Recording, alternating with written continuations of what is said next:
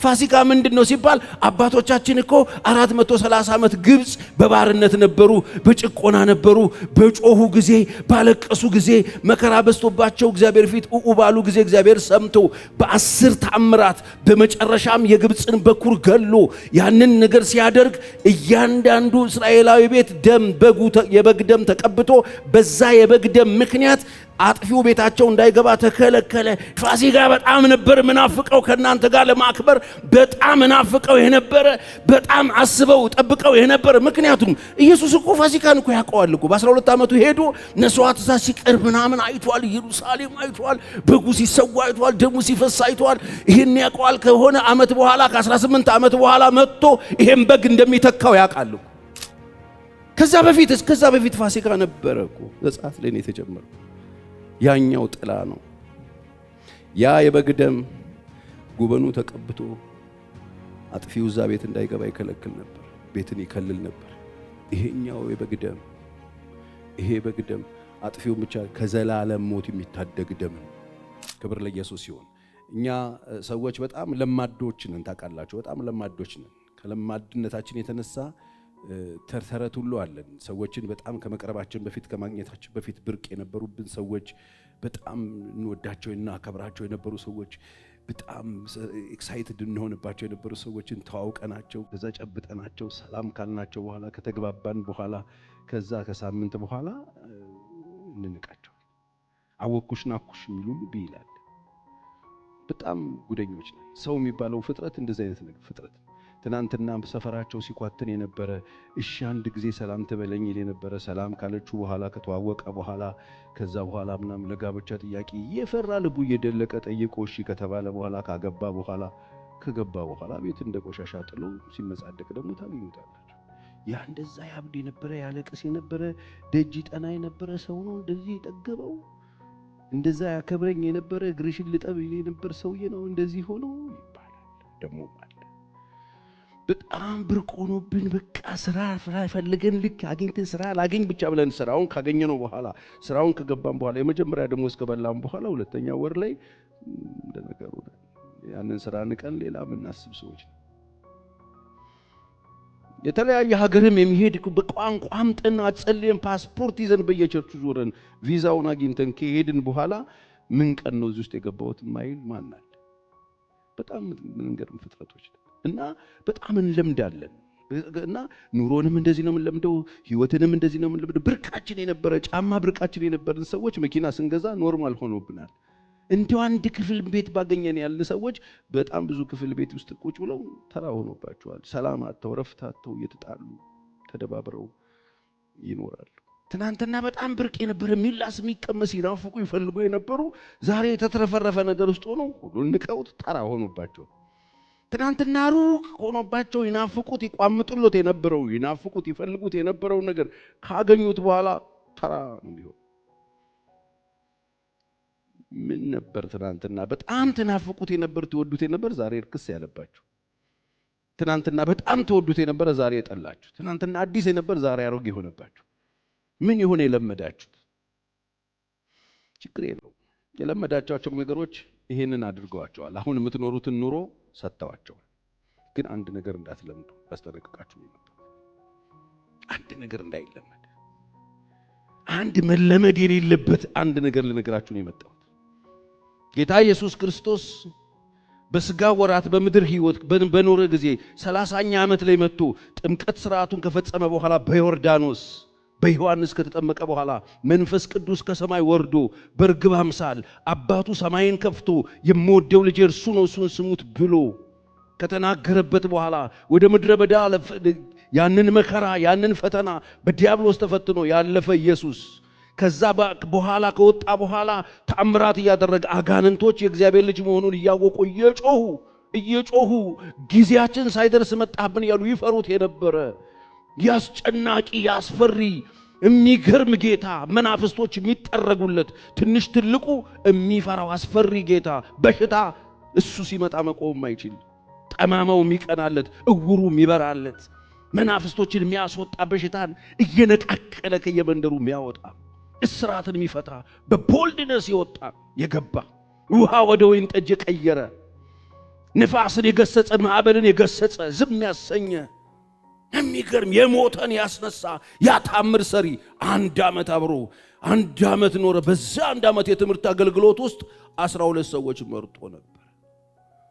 12 ሰዎች አብረውት ይወጡ ይገቡ ነበር። ከሱ ጋር ነበሩ 1 ዓመት።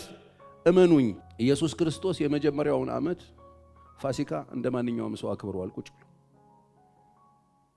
አብሯቸው ፋሲካ ተብሎ ፋሲካ ዘጸአት ላይ የሆነውን ያ የማለፍ ስርዓትን ፋሲካ በየዓመቱ ይከበር ስለነበረ ያንን ፋሲካ ኢየሱስ ክርስቶስ አብሯቸው አከበረ። አብሯቸው አከበረ። ፋሲካ የሚያከብር ጌታ ነው። አብሮ አከበረ።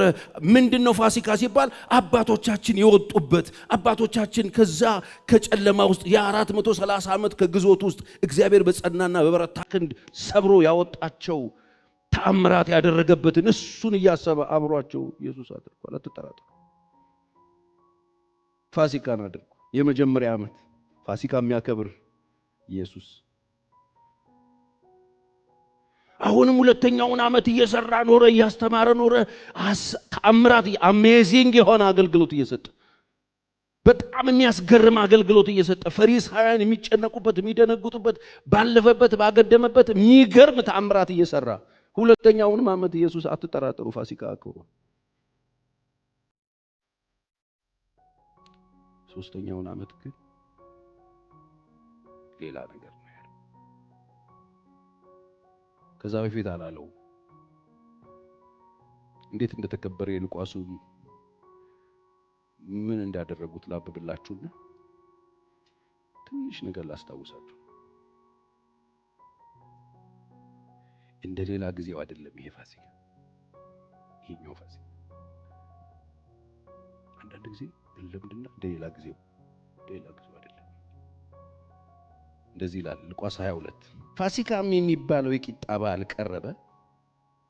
የካህናት አለቆችና ጻፎችም እንዴት እንዲያጠፉት ይፈልጉ ነበር። አስጨንቋቸዋለሁ። 3 ዓመት ግልብጥጧን ያወጣው ከተማው ሀገሩ እንዴት እንዲያጠፉት ይፈልጉ ነበር። ህዝቡ ይፈሩ ነበር። ህዝቡ ማለት በጣም ብዙ ህዝብ ነው በዙሪያ ያለው። ይፈሩ ነበር። ሰይጣንም ከ12ቱ ቁጥር አንዱ በነበረው ያስቆሮቱ የሚባለው በይሁዳ ገባ። ሄዶም እንዴት አሳልፎ እንዲሰጣቸው ከካህናት አለቆችና ከመቅደስ አዛዦች ጋር ተነጋገረ። እነርሱም ደስ አላቸው፣ ገንዘብም ሊሰጡት ተዋዋሉ። እሺም አለ። ህዝቡም በሌለበት አሳልፎ እንዲሰጣቸው ምቹ ጊዜ ይፈልግ ነበር። 4 ከዛስ ፋሲካንም ሊያርዱበት የሚገባው የቂጣ በዓል ደረሰ። ጴጥሮስንና ዮሐንስን ፋሲካን እንድንበላ ሄዳችሁ አዘጋጁልን ብሎ ላካቸው። በቃ እንደሌላው ጊዜ ነው። ሂዱና አዘጋጁ፣ ፋሲካ ደረሰ እኮ።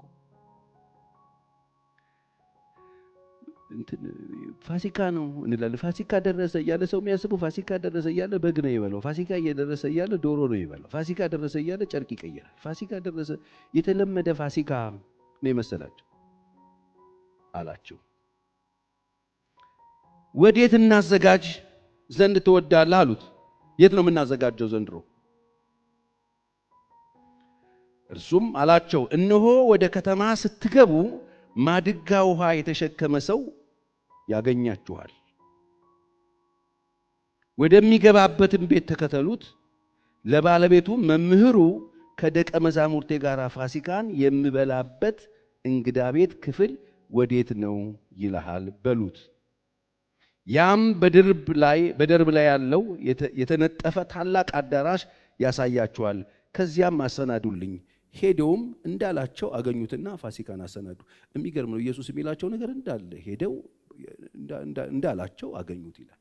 ከዛ አዘጋጁለት። በሰዓቱም በደረሰ ጊዜ ለ12ቱ ሐዋርያት ጋራ በማዕድ ተቀመጠ። እንደ ሌላ ጊዜው ነው ፋሲካ ይመስላቸው። እነርሱም ከመከራዬ በፊት ይህንን አምና አላላቸው፣ ካቻምናም አላላቸው። አሁን ነው ከእናንተ ጋራ ይህን ፋሲካ ልበላ እጅግ እመኝ ነበር። በቃ ይህን ፋሲካ በጣም ናፍቀው ነበር። ይህ አዲስ ፋሲካ ነው። ይኸውላችሁ ዛሬ ፋሲካን እንደ ነገሩ እያከበራችሁ የምታልፉ ክርስቲያኖች፣ ፋሲካን እንደ ነገሩ እያከበራችሁ ዝም ብላችሁ እየዘለላችሁ ቀይ ለብሳችሁ ነጭ አርጋችሁ ከከረባት አርገን ፎጣ ወለብልበን የሆነ ነገር ይሄ ኢቨንቱ ትርምሱ ላይ ያሳለፋችሁ የምታልፉ ሰዎች ይሄኛውን ፋሲካ ቢያንስ ጆሮአችሁን ከፍታችሁ ስሙኝ። ይሄን ፋሲካ ቢያንስ ልባችሁን ክፈቱና የእግዚአብሔርን ሐሳብ አዳምጡ። እመኝ ነበረ እናፍቀው የነበረ ፋሲካ ነው። ይሄ ፋሲካ ከሌሎቹ ፋሲካዎች በጣም የተለየ ነው። በጣም እናፍቀው ነበር። ኢየሱስ እኮ ነው። እመኝ ነበረ እላችኋለሁ በእግዚአብሔር መንግስት እስኪፈጸም ድረስ ወደፊት ከዚህ አልበላም አላቸው። ከዚህ በኋላ ፋሲካ ከናንተ ጋር አልበላም፣ ቁጭ ብዬ ቂጣ አልቆርስ፣ ከናንተ ጋር ይሄንን ፋሲካ አላከብርም። ከዚህ በኋላ ይሄ የመጨረሻ ፋሲካ ይሄ ነው። ከናንተ ጋር እመኘው ነበር የመጨረሻውን ፋሲካ ራቱን አብሬያችሁ ማሳለፍ በጣም ፈልግ ነበር። ከዚህ በኋላ አልበላም አላቸው። ጽዋውንም ተቀበለ፣ አመስግኖም ይህ እንካችሁ በመካከላችሁ ተካፈሉት፣ እላችኋለሁ በእግዚአብሔር መንግስት እስክትመጣ ድረስ ካሁን ጀምሮ ከወይኑ ፍሬ አልጠጣም አለ። እንጀራውንም አመስግኖ ቆርሶም ሰጣቸው። ስለናንተ የሚሰጠው ስጋዬ ይህ ነው አላለም ከዚህ በፊት። ይሄኛው ነው ስጋዬ ነው አላቸው። ስጋዬ ነው፣ ይህን ለመታሰቢያ ያድርጉት አለ። እንዲሁም ከራት በኋላ ጽዋውን አንስቶ እንዲህ አለ፣ ይህ ጽዋ ስለናንተ የሚፈሰው በደሜ የሚሆን አዲስ ኪዳን ነው። ነገር ግን አሳልፎ የሚሰጠኝ እጅ እነሆ በመሐድ ከእኔ ጋር ናት አለ። አሁንም ለማዳው አለ፣ ሻጩ አለ፣ አብሮኝ ነው ያለው። እኔን የሚሰጠኝ እጅ አብሮ አለ። አሁን ይህን ፋሲካ እያከበረ ነዋል። የሰው ልጅስ እንደተወሰነው ይሄዳል፣ ነገር ግን አልፎ በሚሰጠው በዚያ ሰው ወዮለት። ከእነርሱም ይህን ሊያደርግ ያለው ማን ነው እንደሆነ እርስ በርሳቸው ይጠያየቁ ጀመረ። እርስ በርሳቸው ተጠያየቁ። ይሄ መጨረሻው ፋሲካ ነው፣ ኢየሱስን የሚቆረሰው። ወገኖቼ እኔና እናንተ ኢትዮጵያውያን ክርስቲያኖች እንደምናከብረው ነው አብሯቸው ያከብረ የነበረው። ፋሲካ ሲባል ስለ በጉና ስለ ዶሮ፣ ፋሲካ ሲባል ስለ በርቻቻው፣ ፋሲካ ዝም ብሎ ወሬ ብቻ አይደለም። ይሄኛው የተለየ ነው፣ አዲስ ነው። ምክንያቱም ኢየሱስ ሁለቱም ፋሲካ ዘጸአትን እያሰበ ነው አብሯቸው ያደረገው። ይሄኛው አዲስ ነው፣ ይሄኛው ሌላ ነው። ይሄኛው ስጋ የሚቆረስበት ነው፣ ይሄ ደሜን የምትጠጡበት ነው። ይሄ ከዛ በኋላ አሮጌው ላይ የነበረው ፋሲካ አይደለም፣ ይሄ አዲስ ፋሲካ ነው። ምንድነው እሱ ሲባል እኔ የምታረድበት ነው፣ እኔን ደሜን የምትጠጡበት ነው፣ እኔ ሞቼ ህይወት የምታገኙበት ነው። ያኛውን ፋሲካ ስናከብር ሁለቱም ፋሲካዎች ከዛ በፊት ያከበረው አብሯቸው ከዚህ በፊት ይከበር የነበረው ፋሲካ እስራኤል ከግብጽ እንዴት እንደወጣ ይህ ምንድነው ብለው ልጆቻችሁ ከጠየቋችሁ ይህንን ንገሯቸው የተባለ ነው። ተሰብስበው የሚያወሩት እኮ ይህንን ነው። ፋሲካ ምንድነው ሲባል አባቶቻችን እኮ 430 ዓመት ግብጽ በባርነት ነበሩ፣ በጭቆና ነበሩ። በጮሁ ጊዜ ባለቀሱ ጊዜ መከራ በስቶባቸው እግዚአብሔር ፊት ባሉ ጊዜ እግዚአብሔር ሰምቶ በ10 ተአምራት በመጨረሻም የግብጽን በኩር ገሎ ያንን ነገር ሲያደርግ እያንዳንዱ እስራኤላዊ ቤት ደም የበግ ደም ተቀብቶ በዛ የበግ ደም ምክንያት አጥፊው ቤታቸው እንዳይገባ ተከለከለ። ደሙ የምኑ ደም? የበጉ ደም፣ ያ ጥላ የሆነው ደም። የበጉ ደም ጉበል ላይ ተቀብቶ ልጆቹ አልነበሩም እና ምን አደረገ? የተቀባበት ቤት ውስጥ ሞት አይገባም ነበረ። የተቀባበት ቤት ውስጥ አጥፊው አይገባም ነበረ። እዚህ የተቀባውን ያልፍና ያልተቀባው ቤት እየገባ ይገድል ነበረ። በኩር እሺ ልጆቹ ተሰብስበው ፋሲካ ሲከበር እንደዚህ ነው። ከዛ በኋላማ ያበጽኑ ባርነት ውስጥ ይዞን የነበረው እስራኤልን ያስጨንቅ የነበረው አባቶቻችንን በቃ ውጡልኝ ሂዱልኝ አለ። እስራኤል ንቅል ብሎ ሀገሩን ጥሎ ወጣ። ከዛ አልበቃ ብሎት ከኋላ ሲያሳድዳቸው ነበር ብለው ታሪኩን ይነግሯቸዋል። ፋሲካ ይሄኛው ሌላ ነው አለ ኢየሱስ። ይሄ አዲስ ነው አለ። ይሄን ፋሲካ አብሬያችሁ ላከብር ናፍቅ ነበረ። ይሄኛው አዲስ ነው፣ የኔን ስጋ የምትበሉበት ነው፣ የኔን ደም የምትጠጡበት ነው። ይሄ ተበርቻቻ ያንን ከበሮ እያሰባችሁ የግብጽ ባርነትን እያሰባችሁ ሳይሆን የዘላለም ሞታችሁን እያሰባችሁ የዘላለም ጥፋታችሁን እያሰባችሁ እሱን ጥፋት እንዳትጠፉ እሱን ሞት እንዳትሞቱ ደሜን ማፈስበት ነው። እንካችሁ ብሉ። አዲስ ነው፣ አዲስ ነው። ፋሲካ ሲባል የምታስቡት ምንድነው? ይሄ ፋሲካ በየዓመቱ እየተሰበሰብን ለልጆቻችን ፋሲካ እያለን በግ ተራ ዶሮ ተራ እየተጋፋን በሆነ ትርኪ ሚኪ ነገር ውስጥ የምናሳልፍበት አይደለም። ኢየሱስ ሞቷል። ስለ ኃጢአታችን ኢየሱስ ደሙን አፍስሷል።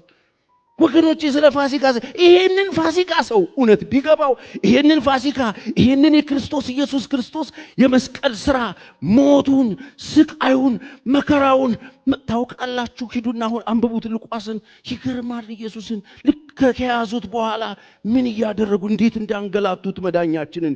ከዛ ሰደቡት ይላል፣ አዋረዱት ይላል፣ አንጓጠጡበት ይላል። እስቲ ትንቢት ተናገር ይሉታል። ፊቱን እየሸፈኑ ይመቱት ነበረ፣ ያሰቃዩት ነበረ፣ ጥፍጥፍ አርገውታል። እስቲ ትንቢት ተናገር የኛ ነብይ ይሉታል። የሚታረደው በግ በሸላቾቹ ፊት ወገኔ ስለ ፋሲካ ስታስብ ኤቨንት ነው ይመጣብህ። ይሄኛው ሌላ ነው አለ። ይሄንን ከናንተ ጋር ላከብር ናፍቀው ነበር አለ ኢየሱስ። ይሄኛው ሌላ ነው። ይሄኛው ቸበርቻቻ አይደለም። ይሄኛው ያኛው አይደለም። ይሄኛው ሌላ ነው። ይሄ የኔ ስጋ ነው። ይሄ የኔ ደም ነው። ይሄን ናፍቀው ነበር። ደግሜ አልጠጣውም። ደግሜ ፋሲካን አላከብርም። ምክንያቱም ከዚህ በኋላ አብሬያችሁ ሁለቱን አክብራለሁ። ከዚህ በኋላ የምታከብሩት ፋሲካ ይሄ ነው። የኔ ደም ነው። የኔ ስጋ ነው። ለልጆቻችሁ የምትነግሩት ምንድነው? ኢየሱስ እንደሞተላቸው ነው የምትነግሩት? ደሙን እንዳፈሰሰላቸው ነው የምትነግሩት? ፋሲካ ምንድነው? ይሄ ሌላ የለመዳችሁ ሰዎች ለማዳዎች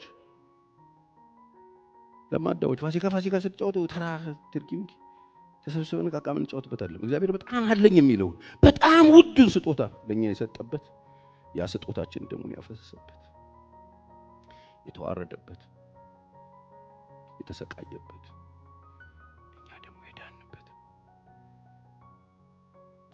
ከእግዚአብሔር ጋር የታረቅንበት ምንድነው ብለው ልጆቻችሁ ከጠየቋችሁ ኢየሱስ ለኛ የሞተበት ነው። ከዛ በፊት ፋሲካ ነበረ እኮ ዘጸአት ላይ ነው የተጀመረው። ያኛው ጥላ ነው። ያ የበግ ደም ጉበኑ ተቀብቶ አጥፊው እዛ ቤት እንዳይገባ ይከለክል ነበር፣ ቤትን ይከልል ነበር። ይሄኛው የበግ ደም ይሄ በግ ደም አጥፊው ብቻ ከዘላለም ሞት የሚታደግ ደም ነው። የሰማኝ አሜን ይበል። አዎ ለዚህ ነው ያለ ስራ በእምነት ጸድቀናል ሲባል አንዳንድ ሰው ብዥ የሚልባቸው አለ። ምክንያቱም እስራኤል ለመዳን ምንም ያደረገው ነገር የለም። የበጉ ደም ነው ያለው። የበጉ ደም ነው በር ላይ ያለው። ቤት ውስጥ ያሉ ሰዎች ህይወት አልታየም አጥፊው ለመግባት። እዚህ ቤት ስንት ቤተሰብ አለ? ስንት ደካማ አለ? ስንት ዝሙት የሰራ ሰው አለ? ስንት ሳያገባ የወለደ አለ ብሏል ወይ? እዛ ቤት ለመግባት የሰዎቹ ሁኔታ ተጠይቋል? አልተጠየቀም። እዛ ቤት ሰይጣን ወይም ደግሞ አጥፊው ለመግባት ሞት ለመግባት እዚህ ቤት ስንት ቤተሰብ ነው ያለው? ትናንት በግ ያረዳችሁት ለስንት ሰው ነው? ስንት በጣም በጥሩ ሁኔታ የሚመላለስ ታማኝ ልጅ አላችሁ? ስንት ባለጌ ልጅ አላችሁ ተብሏል? አልተባለ አይልም። እሱም አይጠይቅ። ሞት ይመጣና ያይና ነው የሚያልፍ። ወገኖቼ ዛሬ ምንም አይነት ድካም ውስጥ ብትሆኑ የኢየሱስ ክርስቶስ ደም ይታደጋችኋል። በምንም አይነት ውድቀት ውስጥ ፍርሃት ውስጥ ብትሆኑ እየፈራችሁም ቢሆን ያድናችኋል። ኢየሱስ ብቻውን ያድናል። እስቲ በደንብ አሜን በሉ። የፈሰሰው ደም ያድናል። ታዲያ ምንድነው የምትነግረን ፓስተር ቸሬ? እንደዚህ አይነት የከበረ ፋሲካ ከሆነ የምናከብረው ይህንን ፋሲካ ስናከብረው አንድ ነገር ይዘን በህይወታችን መሻገር አለብን። አንድ ነገር ሊገባን ይገባል። እንዴት አይነት ምህረት እንደተቀበልን፣ እንዴት አይነት ፍቅር እንደተቀበልን ታውቃላችሁ። አንዳንድ ጊዜ ህይወት አብሮን እየሄደ እናውቆም እንለምደዋለን። ለምደውታል እኮ ሰዎች እኮ ለምደውት እኮ ነው። እነሱ መሰላቸው ይላል እኮ ኢየሱስ እና አግሪጳ ወደ አገር ቤት ሲሄዱ የሆነ ሰውዬን መሰለ አልፎ የሚሄድ መሰላቸው ይላል። ወገኖቼ ጌታ አልፎ ሊሄድ አይደለም የመጣው፣ ታምራት በህይወታችሁ ሊሰራ ነው። ፋሲካ በጣም ነበር ምናፍቀው ከናንተ ጋር ለማክበር በጣም ምናፍቀው የነበረ በጣም አስበው ጠብቀው የነበረ። ምክንያቱም ኢየሱስ እኮ ፋሲካን እኮ ያውቀዋል እኮ። በ12 ዓመቱ ሄዶ መስዋዕት እዛ ሲቀርብ ምናምን አይቷል። ኢየሩሳሌም አይቷል። በጉ ሲሰዋ አይቷል። ደሙ ሲፈስ አይቷል። ይሄን ያውቀዋል። ከሆነ ዓመት በኋላ ከ18 ዓመት በኋላ መጥቶ ይሄን በግ እንደሚተካው ያውቃል እኮ። ኢየሱስ እኮ ያውቃል እኮ። ይሄ ኢየሱስ ነው እኮ ሆሳና ተብሎ ሲገባ እሱ የሚሰዋበት ቦታ ያ ጥላ የነበረው ቦታ አብክተው ሲጠብቁት ገለባበጠው። የአባቴን ቤት ብሎ ጮኸ። ወገኖቼ ኢየሱስ ያውቀው ናፍቀው ነበራል። ምንድነው ምትራ? የናፍቀው ነበር። 12 ዓመት ልጅ ሆኖ ሄዶ ያያዋል፣ ጎብኝቷል። ሁሉም የሆነ ልማዱን ፈጽሞ ሲመለስ እሱ አልተመለሰም። ውስጥ እየዞረ ያየው ነበር፣ ያውቀዋል። እዚህ ቦታ ላይ ነው የምመጣው፣ እዚህ ቦታ ላይ ነው የምሰዋው፣ እዚህ ቦታ ላይ ነው ይሄን ነው የምተካው እያለ ኢየሱስ ናፍቀው ነበር። ተመልሶ 18 ዓመት ቤተሰብ ጋር ቆይቶ መጥቶ ከዛ በኋላ ከሰዎቹ ጋር የመጀመሪያውን ፋሲካ፣ ሁለተኛውን፣ ሶስተኛው ላይ ሲል ነበር እንፈልገው እንካቹ ኢሚዲየትሊ ይሄን አከበረ። መጡና ወሰዱት። ከዛ ተበታተኑ። አይገርማችሁ? ነግሯቸው አልገባችሁ። ውስጥ የተከደኛል መጥቶ ጸለየና መጣና ሰይጣን እንደ ስንዴ ሊያበጥ ለማለድኩላችሁ እኔ ምናምን አለ። እዛ ጋር እኮ ነው እኔ በቃ ሰው ሶስቴ ነው ነው ወገኖች፣ ይሄንን እውነት ሁሉ ጊዜ አስቡት። አሁን ይሄ ፋሲካ በየዓመቱ ሲመጣ የምታስቡት ፋሲካ አይደለም። የዘንድሮአችሁ ፋሲካ በየቀኑ የምታስቡት። አሜን ያርግላችሁ። ጠዋት ስትነሱ የታረደው በግ፣ ስለኔ መስዋዕት የሆነው በግ፣ በቃ እንደዚህ አይነት ክቡር ዋጋ እንደተከፈለለት ሰው፣ እንደተከበረ ሰው እግዚአብሔር ያኖራችሁ፣ በኢየሱስ ስም ያኖራችሁ።